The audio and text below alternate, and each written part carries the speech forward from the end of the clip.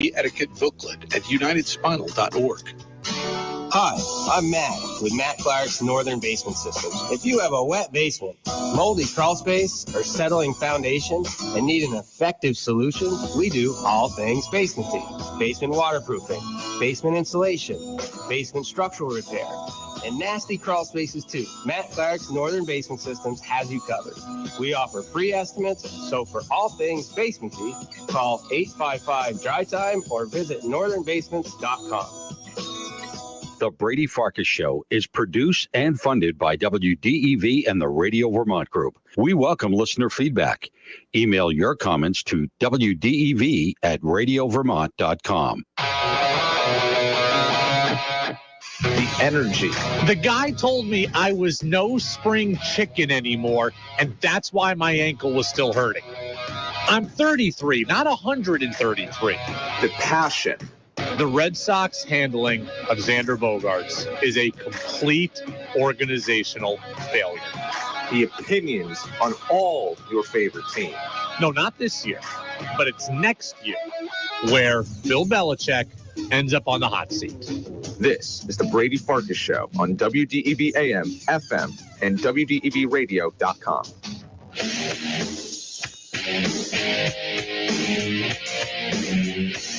What's up, everybody? Brady Farkas Show back at it here on a Wednesday, the first day of February. We are streaming live always at WDEVradio.com, or just find us the old-fashioned way, WDEV AM and FM. We go up until 6:45 today. Then it's high school basketball. Brent Curtis on the coverage. Boys hoops, Hazen at Spalding, again, 6:45. We've got things kind of all jumbled today now, right? So George Como is going to be here live. He's going to be here at 6:05. I'm going to try to keep him for as long as I possibly can with the legendary Vermont broadcaster who's calling it quits from Norwich hockey after the season. He is going to be here at 6:05. Tom Caron and Freddie Coleman, TC of Nesson, Freddie from ESPN Radio. I spoke to both of them earlier today, but because I want to keep George as long as I can, you're not going to hear those on the air live. You will hear parts of their answers to things over the course of the next 75 minutes, but TC and Freddie will be available on our podcast channel coming up later tonight. You can get in, as always, on the Napa Morrisville, Napa Waterbury text line. That's 802-585-3026. It's your locally owned Napa stores in Waterbury and Morrisville. You can also check us out on Facebook Live and on YouTube as well. 5, 4, 3, 2, 1. And here we go. The opening thoughts on the Brady Farkas Show are brought to you by Sticks and Stuff and Swanton Lumber, Vermont's most complete locally owned home center with locations in Enosburg, Derby, Middlesex, St. Albans, and at Swanton Lumber. They're online at sticksandstuff.com. This morning, Tom Brady announced his retirement after 23 seasons. 23 seasons in the NFL and 7 Super Bowl championships. TB12 says he is walking away. Tom Brady's a future first ballot Hall of Famer. He really had 2 to 3 Hall of Fame careers in one career, and he calls it quits today, and he says that it is for good. Here's Tom Brady from this morning's announcement in his own words. Good morning, guys. I'll get to the point right away. I'm retiring for good. I know the process was a pretty big deal last time, so when I woke up this morning, I figured I'd just press record and let you guys know first. So it won't be long-winded. You only get one super emotional retirement essay, and I used mine up last year. So really thank you guys so much, to every single one of you, for supporting me, my family, my friends, my teammates, my competitors. I could go on forever. There's too many. Thank you guys for allowing me to live my absolute dream. I wouldn't change a thing. Love you all. There was TB12 in his own words. And as usual, 2 things can be true at the same time. And as usual, 2 things are true in this situation. 1, I am completely shocked by this announcement. And 2, I believe him. I think Tom Brady is done. I do not think that he is coming back. Both of those things are true today. Let's start with number one. Let's start with the first point I made. I am in disbelief of this announcement. I was in disbelief when I saw it at 8:30 this morning. I was in disbelief when I heard it on the CBS National News at noon. I'm in disbelief today. In my career, I don't know that I've ever felt more strongly about a take than I did about Tom Brady coming back in 2023. I thought there was no way that Tom Brady would retire. I plastered that take all over my social media. I ridiculed anybody who suggested otherwise. I was positive that Tom Brady was coming back, and I believe now, clearly, that I am wrong. When I saw this video today, it was completely jarring to me.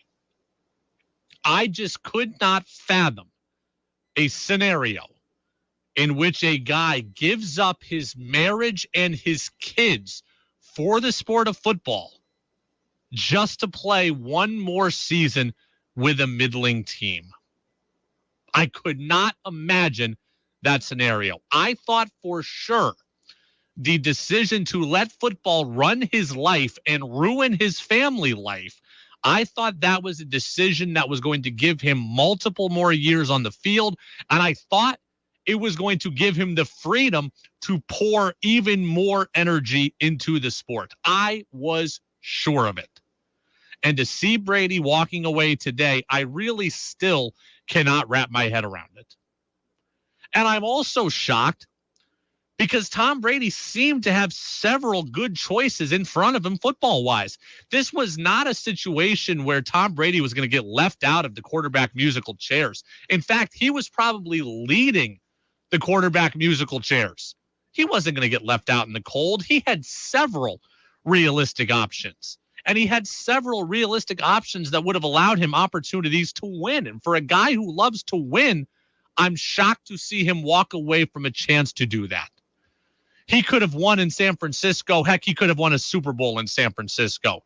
He could have been a playoff quarterback in Vegas. He could have been a divisional winner and a playoff quarterback in Tennessee. He could have been a playoff quarterback for any team in the NFC South. There are a ton of teams that need a quarterback, a ton that would have wanted Tom Brady, and a ton that he could have done real damage with, and I'm surprised that he walked away from all of that. From a guy who is the ultimate competitor, I thought there were real chances out there for him to compete for divisional championships, playoff victories, and in some spots, a Super Bowl championship, and I am surprised that he walked away from it. I know the family stuff. I know the access to his kids, the distance from them. I'm sure that was going to play a part in it. But if he went to Carolina or stayed in Tampa or went to New Orleans or went to Tennessee, he would have been within a stone's throw of his family. I'm surprised he didn't make a choice like that. But now that Tom Brady has made this choice, now that he has said it, now that he's put it on video, I believe him. Joseph on the text line doesn't believe him. I know I'm a sucker. I know I fell for it last year. I get all that. But I believe Tom Brady today. Do you? 802-585-3026. This announcement, this video, it felt and looked more real than last year's did. This one wasn't a TB12 production. It was just his iPhone turned around. It wasn't an infomercial for the TB12 method. It didn't come with the bells and whistles. It didn't come with the let's go or the hype. It wasn't produced. This one was raw.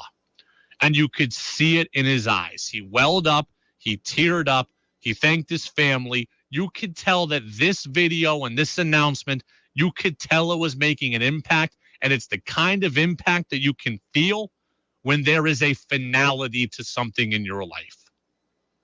That's what it felt like to me. That's what it sounded like to me. Maybe Tom Brady doesn't want to do this, but he's doing it anyways. And that quiver in his voice, the welling up in his eyes, it sounded like he knows this time it's final. I believe that Tom Brady is done. And for me, as I bet for a lot of people out there, football now will never be the same. I'm not saying that football will be worse. I'm not saying that I won't watch it. Of course I will, and you will too. But football will never be the same now for a lot of people. Because I got to tell you, I barely remember football without Tom Brady. I can remember it, but I barely remember an NFL without Tom Brady. And for a lot of people out there, they will feel the same way, and your football watching experience will now forever be different. I know that mine will. Tom Brady started playing in the NFL when I was 10 years old. 10 years old. Okay, I remember stuff about football before 10, but it's hard. It's drawing on the memory bank here. I remember the Super Bowls before I was 10. I remember Bledsoe versus Favre. Desmond Howard with the kickoff return. I remember Favre versus Elway and Elway spinning like a top. I remember Elway against Chris Chandler and Eugene Robinson gets arrested the night before the Super Bowl. I remember Kevin Dyson at the 1 yard line being stopped by Mike Jones for the Rams. I remember football. I remember how bad my Seahawks were forever. But it's different. Okay? It's for an entire generation of people plus, football today will never be the same. This is a turning of the page moment for the sport, for the league, and for a lot of fans of the league. Now, I don't know that Tom Brady is at peace with this decision, but I'm happy that he was able to come to this decision because I knew that the decision was going to be really hard for him. And I think it's going to be really hard for him to stay off the field. I do not think that this is going to be easy for him, but I do believe that he's going to stick to it. Freddie Coleman of ESPN Radio spoke to me earlier today. He also believes Tom Brady is done for good. I'm completely buying this one. I don't think he would go on social media and let it be known because the last time it was leaked, he may not have made up his mind, but he may have let it be known to people that, I'm leaning towards retiring. So I think he wanted to make sure it was going to be on his own terms. He was going to be in charge of the narrative and control that narrative. So I bought it last year, to be honest with you. I wasn't surprised last year, but I'm completely buying it this year because he made a point to put that out there and not have that leaked out to anybody else. Didn't leak out to anybody else, and there wasn't a production to it. It didn't come with a coordinated video. This one was raw. This one felt real. This one felt final. 802-585-3026. Couple of texts rolling in. Carl in Williamstown. Why do you think Brady ultimately did this now? Carl, it's not really for me to speculate, right? There could be any number of reasons that Tom Brady decided to retire today or in this week. I saw Ian Rappaport of the NFL Network say it was a family-driven decision. That's very well possible. It certainly would make some sense. I will say this. I do not believe that Tom Brady retired because he thinks he's done. I do not think that Tom Brady thinks that. I think Tom Brady can still play. I think he could play at a playoff level. I think he could play at a Super Bowl level if he was playing in San Francisco. And I think he knows that also. So I believe there's something at play here. This is not a football. Tom Brady once said, I'll retire when I suck. I don't think Tom Brady sucks, and I don't think he thinks that he sucks. There's something else at play here about why he did this now, why he decided to make this decision. Wiley over in Richmond, I wonder if that's Wiley's first or last name. He says, Brady, I was listening to the radio earlier today, and someone said that maybe Brady needed last season to show himself that he was washed up. Like maybe he was the last guy at the party and finally realized it was time to leave. It's funny you say that, Wiley, because I was actually listening at that time too. That was on the Dan Patrick show this morning, which I don't always listen to, but I listened to DP today on the way in. It's possible, right? But I don't know that I believe that. Guys at Tom Brady's level, I don't think they ever think that they're the problem. Guys at Tom Brady's level always think that they're the solution. I don't think that Tom Brady came in, said to himself, man, I really held the Bucs down this year. I can't play this anymore. I don't think he thought that at all. I think Tom Brady looked at it and said, man, if I was in the good situation, I could be the missing piece for somebody. Like, I think Tom Brady says, I could be the missing piece for the Niners. I could be the missing piece for the Saints. I absolutely think that he thinks that. I could be the missing piece for Tennessee.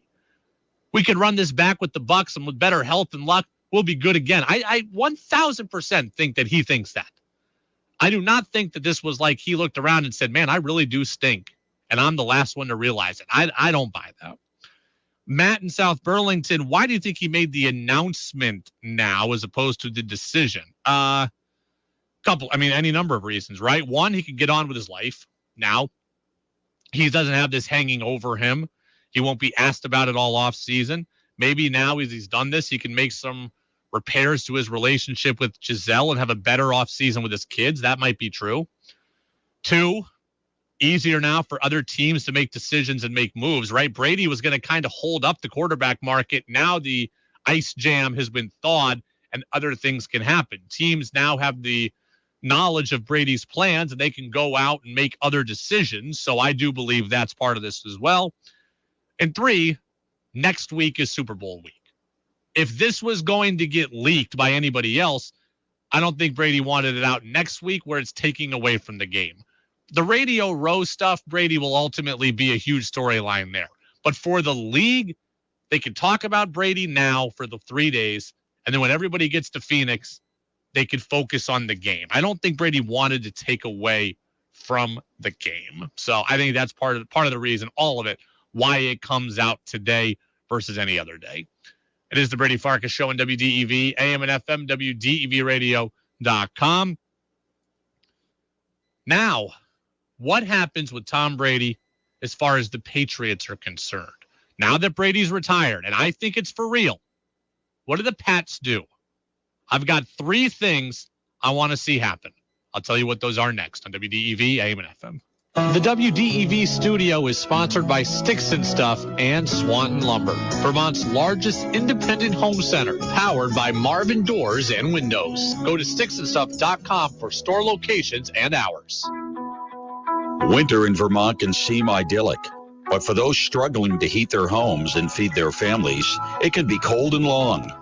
Once again, the Radio Vermont Group is partnering with Capstone Community Action to help our neighbors in need, and we're asking for your help.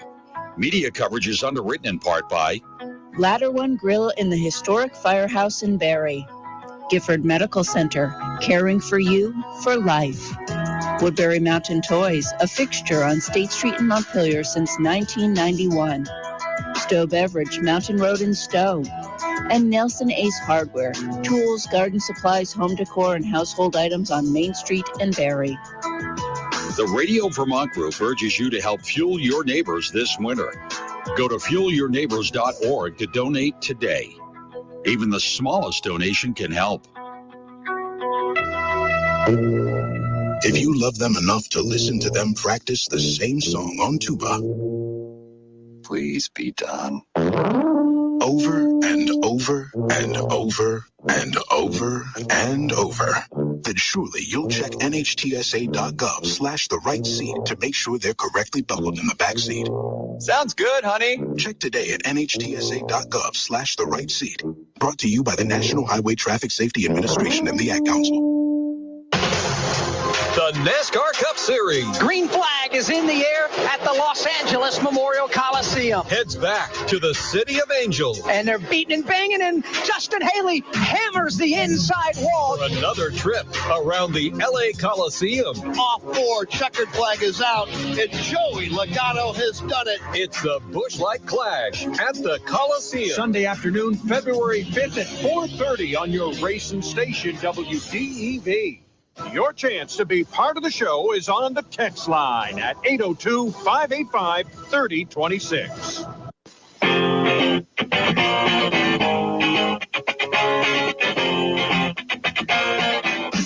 Now Now it's back to the Brady Farkas Show on WDEV AM, FM, and WDEVradio.com.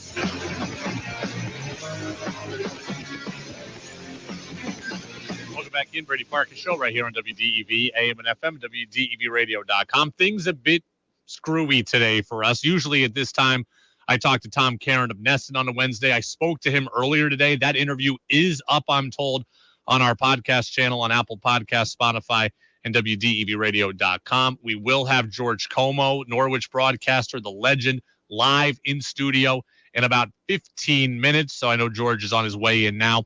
We'll talk with him about his career, his announcement about retiring from Norwich hockey. It's not all Tom Brady today. We got George Como stuff too.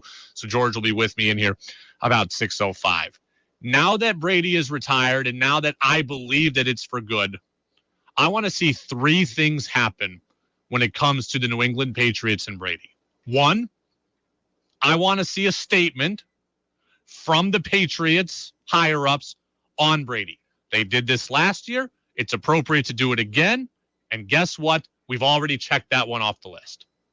Robert Kraft has a statement. Robert Kraft has a video. Bill Belichick has a statement. That was good. That's the number one thing I wanted to see. It's mainly for the fans. It's kind of just a platitude, but it's appropriate and it's necessary. I know they did it last year. They needed to do it again, and they did. Kraft, Belichick, both of them put out statements. Patriots social media has blasted it out. Kraft has a video. That's what you want, okay? That is appropriate. That is good. Now, the next things I want to see. I want to see the Patriots sign Tom Brady to a one-day contract. I want him to end his career officially with the Patriots. And then 3, I want the Patriots next year to retire number 12, and I want them to induct Brady next year into the Patriots Ring of Honor. That's what I want to happen. That's what's appropriate. The statement has already been done. Check that. Good on you, New England. I want to see the Patriots now sign Tom Brady to a one-day contract. I know to some of you, it doesn't mean absolutely anything. But to me, a guy who gets emotional about my sports, it would mean a lot. It means something to me in the department of mending fences. And I think it's important to take that step moving forward. When Tom Brady left New England after the 2019 season, there was clearly some animosity. And I understand why there was animosity, especially from his side. But signing a one-day contract and holding up the Patriots jersey one more time and being on the premises one more time and standing in a room with Robert Kraft again, the owner who let him walk, and maybe Bill Belichick, the coach who let him walk, that would show the animosity thawing and it would allow things to move forward. Yes, it's ceremonial in nature, but I know it would make fans happy again to have the last memory of Brady be with him in a Patriots uniform, and it would open up the doors for Brady to be around more in the future. And that's what I want. I know Tom Brady's going to be working at Fox. I know he's not going to be able to be around all the time, but I want him to be able to be around when he can and when he wants to. And I think the mending fences part of this helps him be able to do that. If Brady's doing a Sunday afternoon game and the Patriots are playing on Monday, I want to know that Brady can be there on the sideline. If they're playing on Thursday, I want to know that he can be there on the sideline. That's what I want. Right? That's what I want. Signing a one-day contract is ceremonial, but it's something that would be important to me. I think it would be important to fans. And Tom Caron of Nesson, I talked to him earlier today. He agreed he'd like to see it. I would like to see that because I think, any sort of lingering hostility between him and the team, him and the fan base, him and whatever, ought to be put away now. And that probably would be the first step towards that, right? Do the little one-day contract, have him up on the podium with Belichick and Kraft and have the trio back together. I think that would be nice. Yes, I think it would be nice as well. Unnamed texter says, Tom Brady provided us Patriots fans many great moments. While no fault of his, I wish he played his entire career in New England. To quote from the movie, "We Are Marshall, you've done enough, Tom." Look, I would have loved to see Tom Brady play his whole career in New England as well. There's something to be said for somebody who does that, right? Derek Jeter, Kobe Bryant.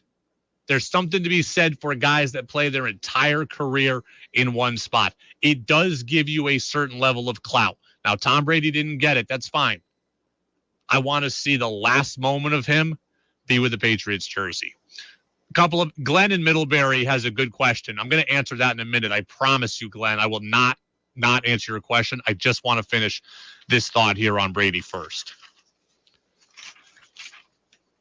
This is the big one for me now. I want to see the Patriots break protocol for Tom Brady. The Patriots have a rule that you need to be retired 4 years before you can go into the Patriots Ring of Honor. I would waive that. The rules, they don't apply to Tom Brady, and everybody else will understand that. Yes, Ty Law had to wait, and yes, Richard Seymour and Vince Wilfork and Rodney Harrison and Gronk will wait. All of them will wait. That's okay. Tom Brady doesn't need to wait. The rules do not apply to him. I would waive that rule. I'd let him in right away. I'd retire his number right away. It's harder to retire numbers in football because there's only 99 of them, but Brady deserves it. He deserves it in New England, and he deserves it quickly.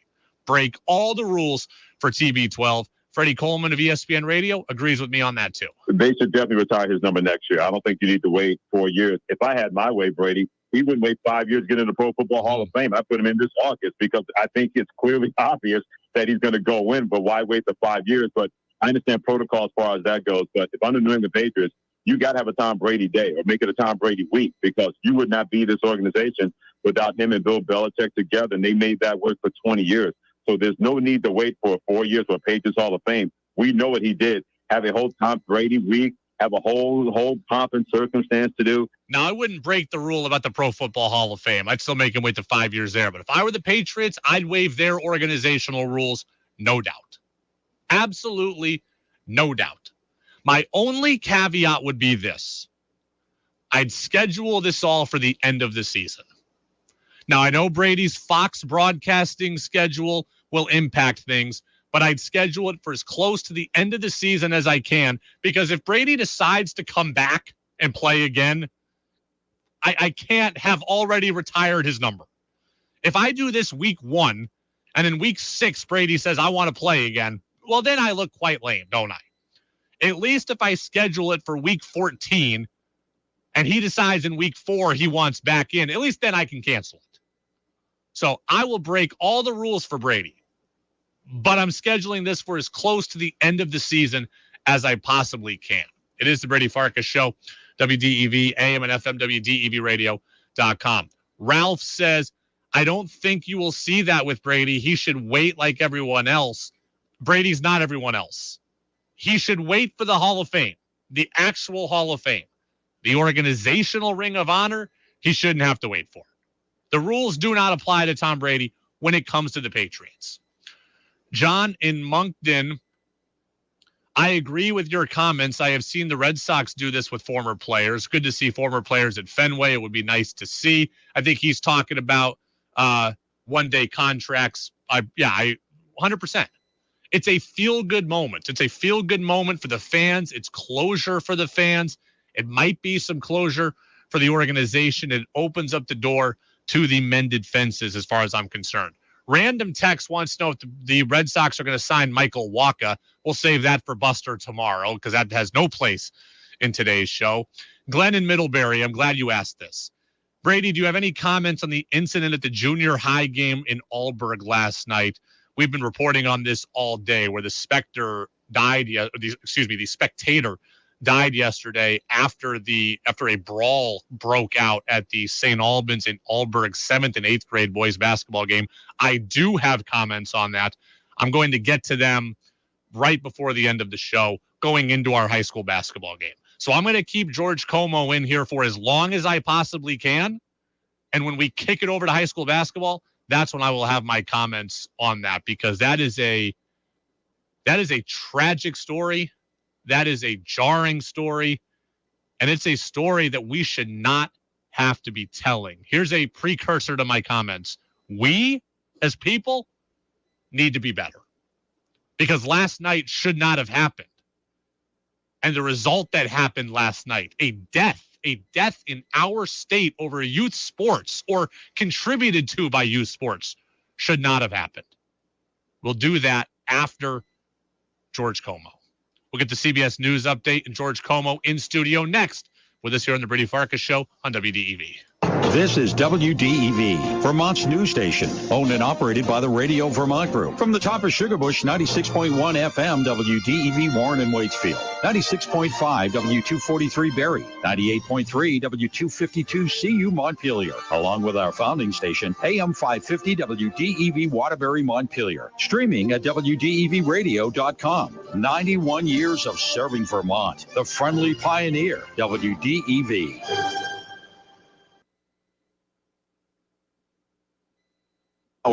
Your home for original reporting. I'm Monica Ricks in New York. An emotional day today in Memphis where a funeral was held for Tyree Nichols. Reverend Al Sharpton delivered the eulogy and called out the former cops charged with his murder. In the city that Dr. King lost his life, not far away from that balcony, you beat a brother to death. Vice President Kamala Harris also called on Congress to take action. And as Vice President of the United States, we demand that Congress pass the George Floyd Justice and Policing Act. Joe Biden will sign it. It includes a national registry for officers disciplined for misconduct and a ban on no-knock warrants.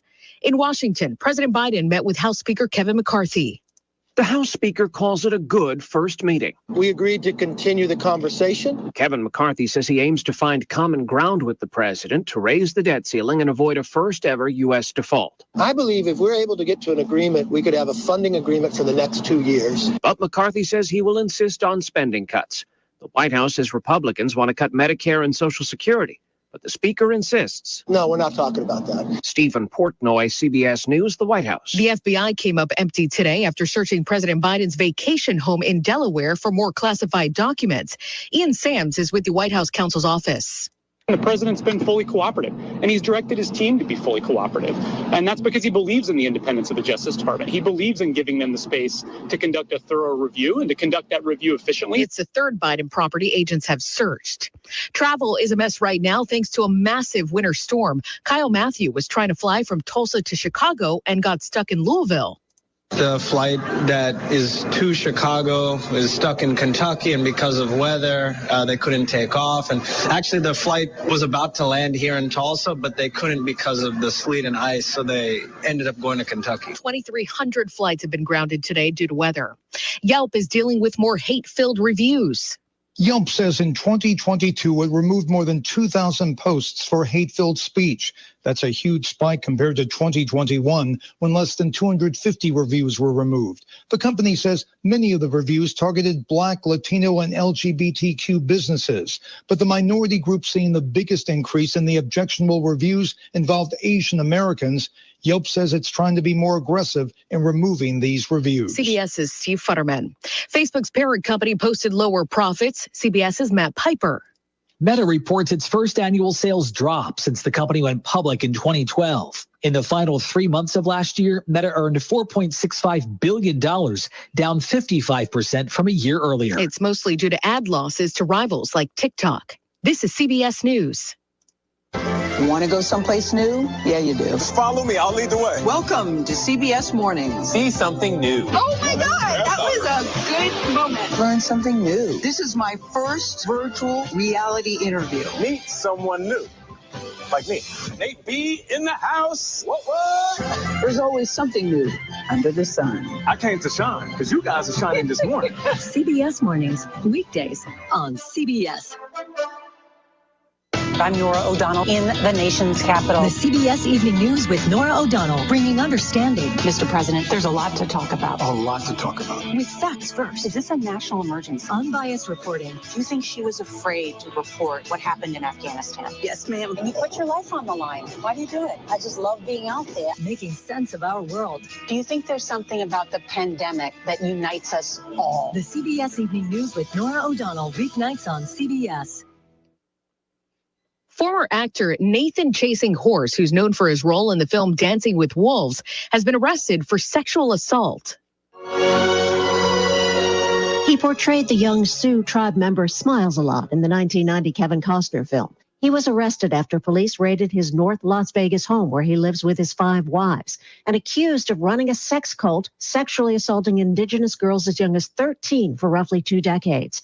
Authorities say the cult, called The Circle, attracted followers across tribes in the U.S. and Canada who believed Chasing Horse was a medicine man and a holy person. Linda Kenyon, CBS News. I feel like falling in love. Beyonce is taking her latest album on the road around Europe and North America this spring. The Renaissance World Tour kicks off in Sweden in May and wraps up in New Orleans in September. It'll be Beyonce's first tour in nearly 7 years. Monica Ricks, CBS News. I need a prescription. I want to go higher. Make your opinion heard by texting onto the Brady Farkas Show at 802-585-3026. Now it's back to the Brady Farkas Show on WDEV AM, FM, and WDEVradio.com. Yeah.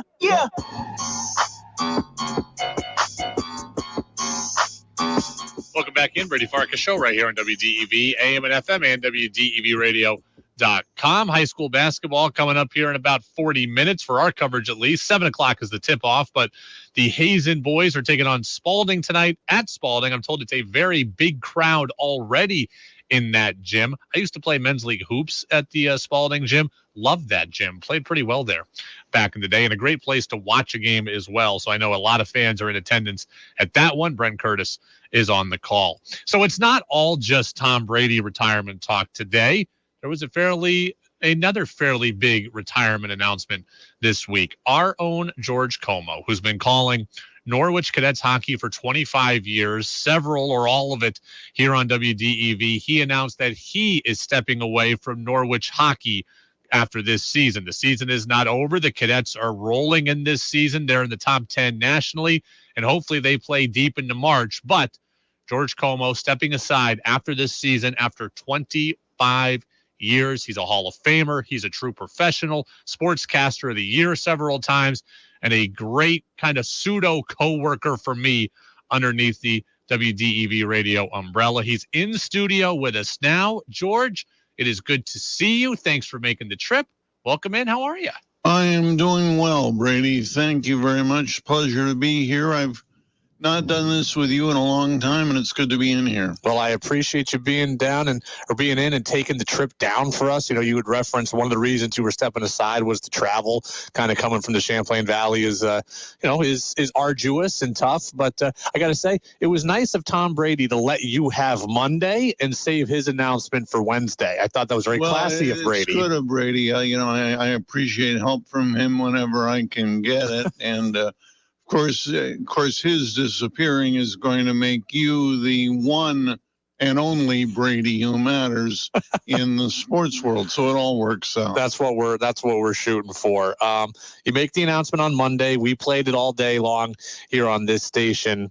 48 hours later, what are you feeling? What's the outpouring been like? The outpouring has just been amazing. Facebook has just been loaded up with a lot of really, really special sentiments and thoughts from a lot of people, and I certainly really appreciate that. It's all kind of surreal, really. Number one, they're doing this George Como night. Yeah, Friday night at Kreitzberg. It's ironic talking about the weather issue. The night they're doing George Como night, it's supposed to be the coldest night in Vermont in the last 20 years or something. But, it is kind of, it's time. Craig Durham is doing an excellent job taking over the play-by-play. And you have, you know how it is in this business. You have certain things you do better than others. And I've had a long and very happy career doing play-by-play sports. This year, I'm the color man trying to play that role, working with Craig. And the more I do color, the more I realize I'm a play-by-play guy. Yeah. And it's the kind of thing I really appreciate. In fact, I put a little thing up on Facebook this week, and in there, I gave my appreciation to Dave Moody and John Noyes and Corey Gustafson, the guys that have worked with me as colormen on the broadcast, because I really appreciate, even more now that I'm trying to do it myself, how tough a job that is and what a great job those guys did. You made it clear that you are not retiring from broadcasting. You are retiring from broadcasting Norwich games here on WDEV. So, I think that's something that makes us all happy, that we are still going to be able to hear your voice and hear your take on sports in and around the state. Where, do you know exactly what sports you're going to do, what outlets you're going to be on, et cetera? How many games? Have you figured that out yet? Well, I haven't figured out everything. I am planning, and I haven't heard anything to the contrary, to be back with the Vermont Lake Monsters this summer for another summer of home games at Centennial Field, which is always a lot of fun. It fits very nicely into my criteria. It's close to home. The weather should not be an issue. And so I'm looking at that, and then I hope to do some high school football and what have you in the fall, and then we'll see where things stand when we get to next winter. You put out this statement on Monday night, and you referenced a bunch of different factors in this, one of which was your health. You had said 9th year battling Parkinson's. If you don't mind me asking, how do you feel right now? It varies day to day. It's not like I'm in constant pain or agony, but one thing that I have been known for throughout my career is my voice. And my voice isn't what it used to be. The strength isn't there. The ability to push it just isn't there anymore. I take medicine for the Parkinson's. A lot of the symptoms are kept pretty well under control most of the time. But between the loss of voice, which is right up there with the weather, and the Parkinson's is a reason that I'm not going to be able to do play-by-play of a game as fast and ongoing as hockey. That combined with the other factors, just, that I'm dancing around the question. Most days I feel really good. Occasionally I feel so-so or worse. And, the thing that's maddening about it is you don't always know until you're right in the middle of something that you're going to have an attack.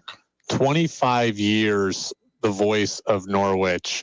A lot of people associate you with the UVM work that you did. It's hard to believe that you will have spent 7 more years at Norwich than you did with the Catamounts. Yeah, that's crazy, right? Blows my mind. Really does. And the 25 years went by so quickly.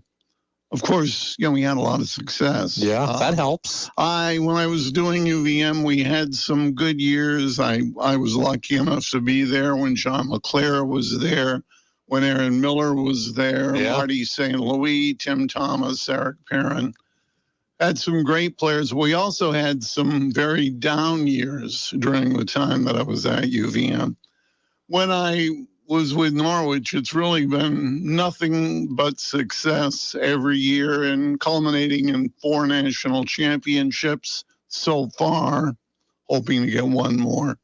But it's really been an amazing run, and it's an awful lot of fun when you go out and win 20, 23, 25 games every year, too. That doesn't hurt. I have spoken to you before at this outlet, at other outlets. I had a podcast back in the day that you came on and talked with, and maybe did 40 of the most enjoyable minutes in that podcast. It's kind of short-lived history, but it really resonated with me. So I'm probably going to ask you questions I've asked before that I just think I want the listeners to hear your answers to. But what are some of your best memories in broadcasting? It doesn't have to be at Norwich, but just in general, what are some of your best memories? Well, really, it always, you remember the wins more. Maybe you try not to remember the losses, but, winning championships, as I said, 4 with Norwich, 1, actually 2 now with the Lake Monsters through the years. with UVM, we never quite got over to the hump. We did get to the Frozen Four in Cincinnati, Ohio. 96 or so? Yeah, it was 1996. The infamous game played on mush when there was a heating ice melting situation at the arena in Cincinnati. But we did make it to the Final Four that year, the Frozen Four, and it was an exciting time. There have been other individual situations, particular games, but you really do get to the point where there's so many, they all run together, kind of. Did you ever think about leaving Vermont? You know, you've won Sportscaster of the Year so many times. People universally praise your work. Did you ever think about leaving the state? Oh, yeah. I made the effort in my early years. I never had an agent. And that was me probably, either. Well, yeah, but you know, if you really want to push it in this business, I really think it's important that you do have an agent, or you are really, really good at establishing contacts. I've got a lot of friends in the business, but not as many of them are in the power decision-making world as they are in the sitting here as friends talking back and forth kind of world. Closest I think I ever came, I was invited back in the late 80s, early 90s. I was invited in for an interview for the hockey and football job at the University of Wisconsin. That would have been a good one. That would have been a very good one. They had several people go through there. Chuck Caton, who ended up in Hartford with the Whalers and then went with them to Carolina. They had a number of people who'd come through that job and gone on to the NHL from there. But, you know, I was invited in, but there were some issues in my personal life at that time that kind of precluded me leaving Vermont, so I decided to pass on it. I had a shot at several AHL jobs along the way, and one thing led to another, and I ended up staying right here. And the other thing was, when I got the UVM job back in 74, 75, that was my dream job. Yeah. That was the job that I had wanted forever. And sometimes you can be too happy in what you're doing. Looking back, maybe I should have pushed a little harder, but hey, I've got to spend my whole life in my home state raising a family, and you can't really go too wrong there either. We're talking with George Como, legendary broadcaster, sportscaster of the year, voice of the cadets here on WDEV. And he's been doing Norwich for 25 years, and he's going to step aside from that role at the end of this season. But that season is not over yet. And, you know, you're talking about opportunities you had earlier in your career. It's amazing how sometimes in this business you have priorities, you have goals, and then sometimes those priorities change. I'll tell you just for a second. When I first got to Vermont, I was counting down until how long do I have to put in until I can leave? You know, my mentor in this business said, go put in 2 years there and then see who comes calling. And I got a job offer in Seattle very early on, 6 months after I got here, and turned it down. That's the job I thought I wanted. I got offered a job in a top 20 market to be on the radio every day and turned that one down.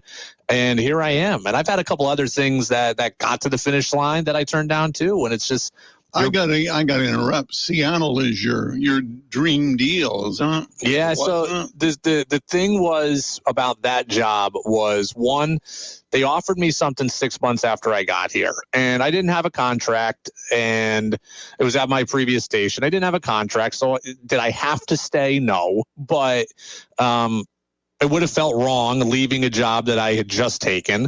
My then girlfriend, now fiance, had just moved here also and just gotten her job. That would have felt wrong. Like, hey, you just moved here for me. Guess what? Now I want to pick up and move again.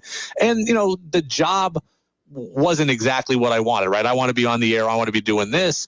but they offered me a producer job and one of these things where, hey, kind of start at the bottom, get in the door, work your way up. And I was like, well, it's not very much money. It's not the job that I want. And then there's all the other things I just mentioned to you.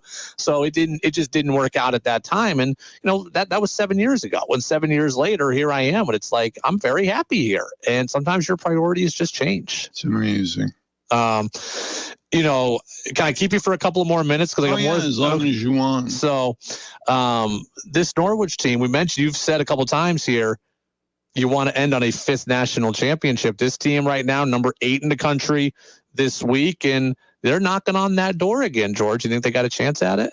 I think they do have a chance on it. The thing about it, and going back through the years, we've had, as I said earlier, tremendous success, but the conference, the NEHC, which used to be the ECAC East, now it's the NEHC, has year by year by year become a tougher and tougher and tougher conference to play in. Mm-hmm. And when Hobart and Elmira joined the league 4 or 5 years ago, that really pushed it to an entirely different level. Norwich and Hobart have become very good rivals, very intense rivals at the top of the league. But there are 5 or 6 other teams on any given night who can knock you off. It's a tough place to play. Having said all that, Norwich, I think, has a very good shot. I think they are rounding into form at the right time. They played most of the first half of the year and into the beginning of the second half of the year, basically with one goaltender, Drennan Atherton, getting most of the work. They had another veteran goaltender in Albano kind of sitting on the sidelines. But then injury thing happened with Atherton, and Albano has stepped in and he has played tremendously. Andrew Albano has been great over the last 3 weeks. So now they're in the position which we've seen Norwich teams in the past, where they have depth everywhere, including in the net. And that can be very huge when you come to playoff time. They've got to beat Hobart. I think it's going to come down. They play at Hobart a week from this coming Friday night out in Olean, New York. And it's going to be or Geneva, New York. Sorry about that. Geneva, New York, the location of Hobart. They play out there. That game will, I think, decide the regular season champion. And that's a big, big deal because when you are in the playoffs in March, you want as many games as you can possibly get at Kreitzberg Arena. They don't call the Norwich fans the Kreitzberg Crazies for nothing. They really show up, especially at playoff time. So I think winning the regular season title, getting home ice, if they can do that, they certainly have the depth to take a run at it. We're at the point now. Do you think it's harder to win the NEHC conference tournament than it would be? Like, is the conference tournament more difficult than the national tournament, you think, at this point, with how good the conference is? I wouldn't say it's more difficult than the national tournament, but it certainly is way more difficult than it ever used to be. Yeah. And not just because you're competing with Hobart, because you're competing with Babson and Elmira and Skidmore and a lot of other schools that have gotten good. And last year, Hobart beat Norwich out. In fact, Norwich finished 5th in the regular season standings. Hobart won the regular season, but neither one of them made it to the championship game. Norwich got knocked out early by Babson. Hobart got knocked out by Skidmore. And, you ended up with Babson winning the regular season, or winning the playoff championship in the NCAA bid that went with it. That's the thing in the league right now. Everybody focuses right now on that 1-2 thing, but you got to remember 3 and 4 and 5 and 6 are fully capable of stepping up and knocking you out. We'll have George Como night coming up this Friday night at Kreitzberg Arena. Our coverage will begin, as always, at 6:35 as the Cadets are back on the ice. I want to tie up a couple of loose ends here. Who are some of the best people you've come across in broadcasting? Could be anybody. Who are some of the best people? When you go to the cocktail party, who are the people you tell the stories about? Oh, God. Number one, I guess, would be the coaches that I have worked with. Back in the UVM days, Mike Gilligan, who was a great coach and a great guy. And, of course, he had, and it was a couple of years after I left UVM that the whole hazing thing blew up. And he had to deal with that. He took a lot of grief for it. And I think it was unfair that he was blamed for a lot of the stuff that happened. But he was a great guy. God, Mike McShane in Norwich is an incredible individual, tremendous success as a Division I coach before he came to Norwich. And, of course, everybody knows what he's done here. As far as people in our business, a guy joining us on this show today, Tom Caron. I worked with Tom at Channel 5 TV here in the Burlington Plattsburgh market back in the late 80s. He was just breaking in after coming out of St. Michael's College. And, of course, he's remained a good friend through the years since that time. But, gosh, there's so many people, Brady, it's hard to single them all out. Marty St. Louis, great guy. John LeClaire, great guy. I remember John was drafted into the NHL, or his rights were taken by the Montreal Canadiens between his senior year of high school and his freshman year at UVM. And I got to interview him in his back porch in St. Albans right after he was taken in the draft. And that was a lot of fun, and got to know John quite well, and a great guy as well. That's an awesome story about John LeClaire. I love that. You mentioned Tom Caron, right? TC comes on this show every single Wednesday. In addition to his regular Wednesday interview with me, he dropped you a special message that he wanted you to hear. So let me see if I can press the right buttons and play this appropriately. Hey, George, Tom Caron here. Congratulations on an incredible run calling the games at Norwich University, and the cadets have had so much success, and you have absolutely elevated the product, but you've done that your whole career.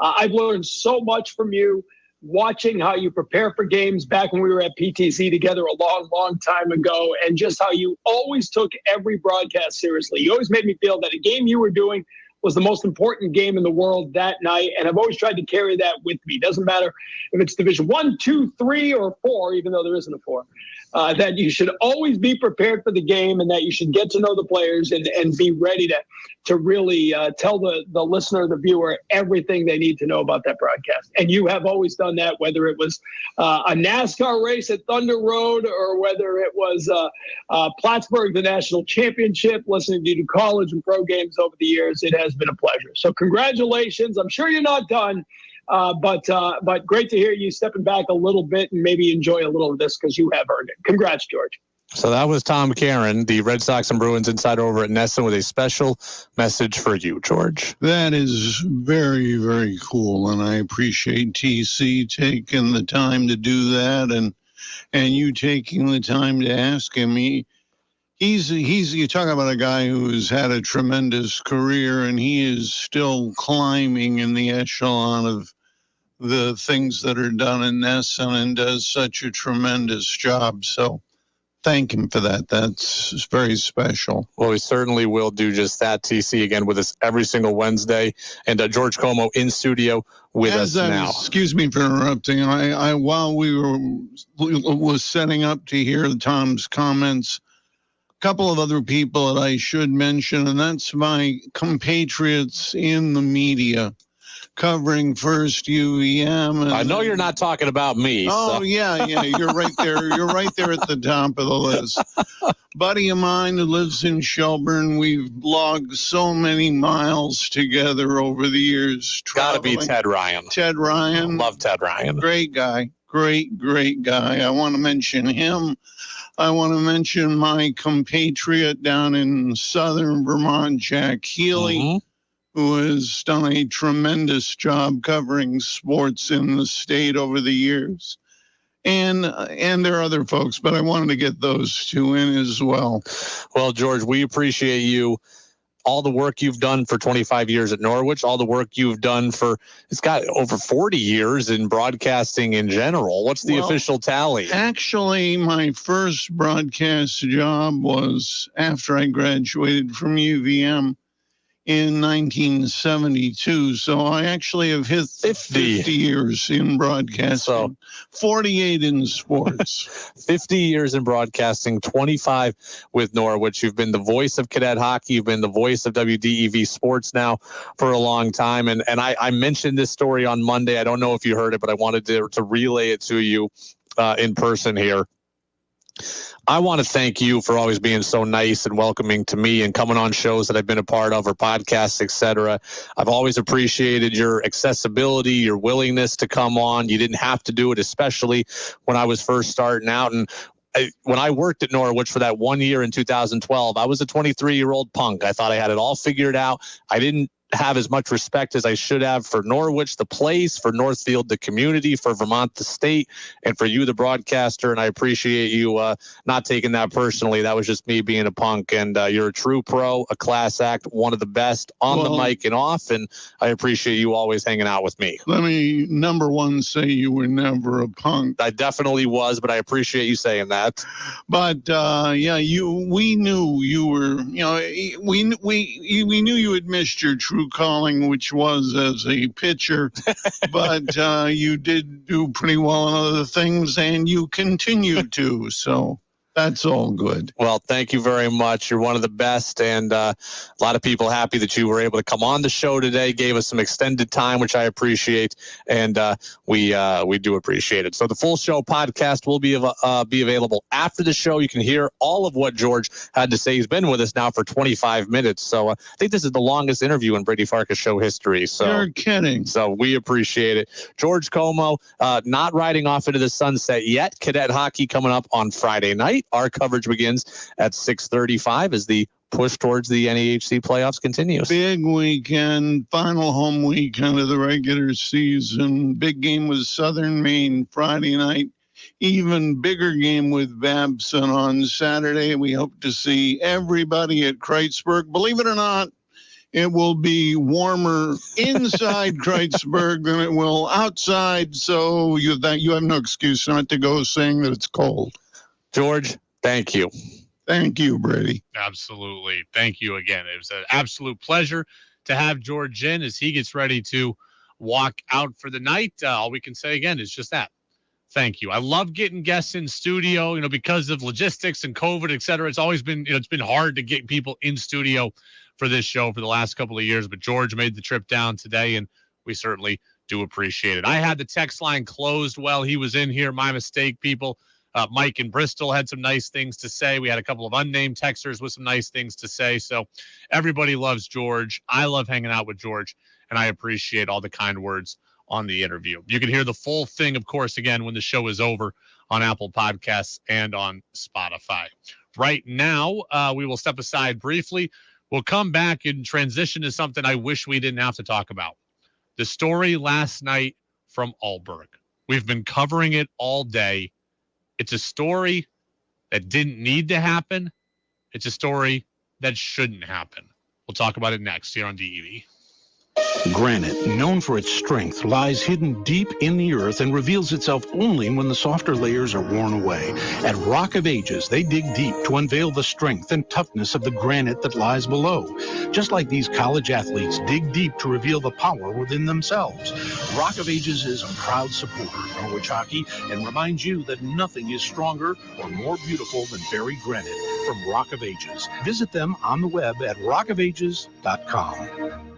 It's that time to start planning for your 2023 maple sugaring season, and time to partner up with the Mile Supply Company and CDL Maple Sugaring Supplies. Find all your sugar house needs to get you geared up and ready to boil Vermont's liquid gold. Check out all the CDL inventory, tubing, mainline, fittings, vacuum pumps, wood splitter, and processor available to rent, and much more. The Mile Supply Company and CDL Maple Sugaring Supplies on Boynton Street, your local sugar house resource. The Mile Supply Company, family-owned and building relationships since 1954.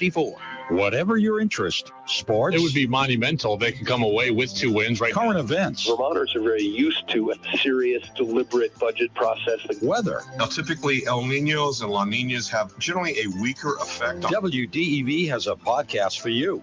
Locally produced podcasts of our own shows and podcasts from our partners at CBS and ESPN. To access the full listing of podcasts, go to our website at WDEVradio.com. New England Municipal Resource Center, NEMRIC, a company that recognizes the value of Vermont and all things local, municipalities, businesses, and WDEV. Rise and shine with WTEV Sunday mornings. Begin the day at 6 with Joel Nasman and 2 hours of classical music, followed by the Takeout with Major Gary. A casual discussion of politics, policy, and pop culture. Then it's Jane Pauley and CBS Sunday Morning with stories about the arts, music, nature, and entertainment. The morning concludes with Sunday Morning Swing Time, an hour of swing tunes. Join us Sunday mornings on WDEV AM and FM and streaming at WDEVradio.com. Want Brady to hear your opinion on the sports stories of the day? Text in at 802-585-3026. Now it's back to the Brady Farkas Show on WDEV AM, FM, and WDEVradio.com.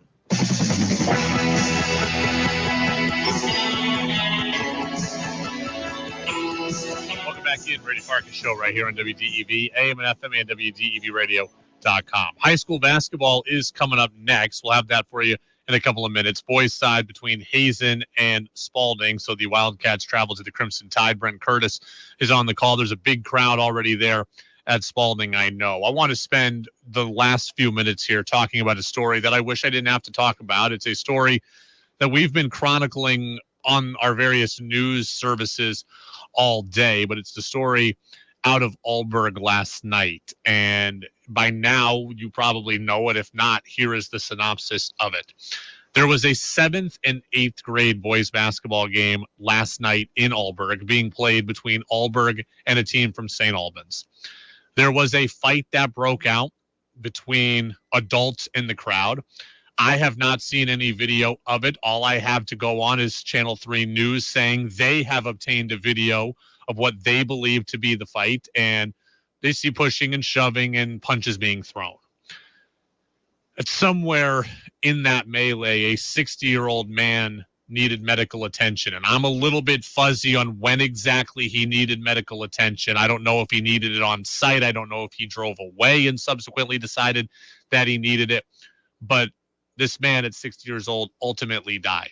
And I don't want to speculate. I've heard various things. I've read certain reports. I haven't seen enough to know exactly what is true, so I don't really want to go down that road. But here is where we are at. A youth basketball game, a 7th and 8th grade basketball game, in some way contributed to the death of somebody in our state. Think about that. A 7th and 8th grade game contributed to the death of a person in our state. Now, I don't know if this person sustained injuries in the melee or if this person had an underlying condition that was brought to light by the melee. I don't know. That's not the important part. The important part is we never should have been in that position last night, and we should not be in this position today. We as a society, we as a state need to do better. Look, almost nobody takes sports more serious than me. You know how much I love it. You know the impact it's had on me. Sports has given me everything in my life. It's given me my best friends. It's given me my best memories. It's allowed me experiences I never would have gotten. It got me my fiance. It's gotten me everything. Almost nobody takes it more serious than me in this state. But I draw the line at youth sporting events turning into melees that lead to death. We should not be having this conversation today. I'm telling you, as someone who lives and breathes this stuff, it's not that serious. It is not that serious. And this is the first story of this type that we have heard. In the last year and a half, we've heard plenty of stories about improper behavior and improper conduct at youth sporting events, and it needs to stop. The sports are about the athletes. They are not about the fans. The sports are about the athletes' memories. They're not about the parents. They're not about the crowd. And if it's becoming about the other stuff, then that is a huge problem. Sports is supposed to be an inclusive place where kids can have fun, love a sport, learn about teamwork, fall in love with something like I did that can carry you through your whole life. That's what sports are about, and that's what sports are about at the youth level. They're not about fracases in the crowd that leave somebody without a family member at the end of the night. I was sickened when I read that story. You know, when we read the news, we're not supposed to give an opinion. I'm giving you my opinion now. I was sickened when I read that story this morning. And as more details come out on it, I continue to be sickened by it. It is a problem. The youth sports culture is a problem. Parents to officials, parents to kids, parents to coaches. Sometimes it's coaches to players. It's the youth sports culture is a problem. I hate that we're having this discussion today because we shouldn't be. There is somebody who is dead in part because of what happened at a 7th and 8th grade basketball game in Auburn. What are we doing as a society if that is what we are having our sports turn into? Look, I've talked for 5 minutes on it. I hope I've conveyed what I want to. The only reaction there is that how are we letting our sports get to this point? Maybe I could have said that in 5 seconds and not 5 minutes. I don't know. But I'm rattled by this story. 7th and 8th grade hoops is turning into this. We've read stories of high school sports and high school athletes being threatened. How is it turning into this? The sports that I love, the youth sports that I grew up on, wasn't this. And I hate that it's turned to this, and it needs to stop. I take it as serious as anybody in this state, probably. And I'm telling you, it's not this serious. This 60-year-old man should be home with his family tonight. And he's not, in part by whatever happened last night.